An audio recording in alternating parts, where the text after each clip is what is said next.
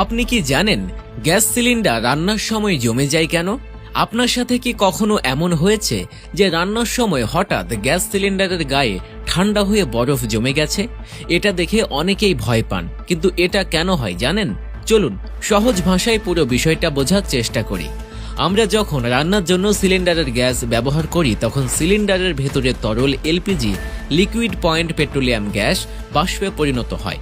এই প্রক্রিয়ায় প্রচুর তাপ শোষিত হয়, যার ফলে সিলিন্ডারের ভেতরের তাপমাত্রা দ্রুত কমে যায়। আর সিলিন্ডারের বাইরের গায়ে যখন এই ঠান্ডা তাপমাত্রা এসে পৌঁছায় তখন বাইরের বাতাসে থাকা জলীয় বাষ্প গিয়ে সেখানে জমাট বাঁধে।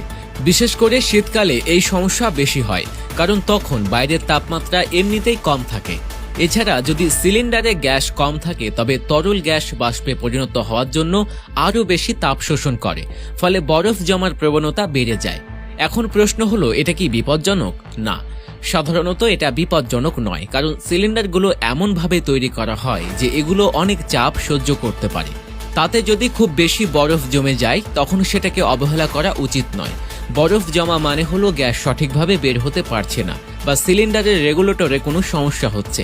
আবার একটা ব্যাপার খেয়াল করবেন, গ্যাস সিলিন্ডার যদি মানসম্মত না হয় বা রেগুলেটর সঠিকভাবে কাজ না করে তখন এমন পরিস্থিতি হতে পারে।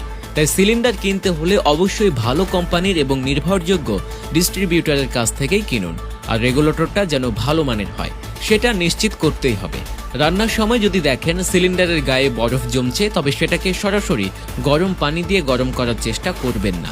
এতে সিলিন্ডারের ভেতরের চাপ হঠাৎ বেড়ে যেতে পারে, যা বিপজ্জনক হতে পারে। রান্না বন্ধ করে সিলিন্ডারটি খোলা জায়গায় রাখুন, এতে বরফ ধীরে ধীরে গলে যাবে। বরফ মুছতে চাইলে একটি শুকনো কাপড় দিয়ে আস্তে আস্তে মুছুন। ভুল করবেন না, বরফ জমলে গ্যাস সিলিন্ডার নাড়াচাড়া করবেন না। সিলিন্ডারের গায়ে কোনো ধরনের গরম বস্তু ব্যবহার করবেন না। সিলিন্ডারের গ্যাস শেষ হয়ে আসলে সতর্ক থাকুন।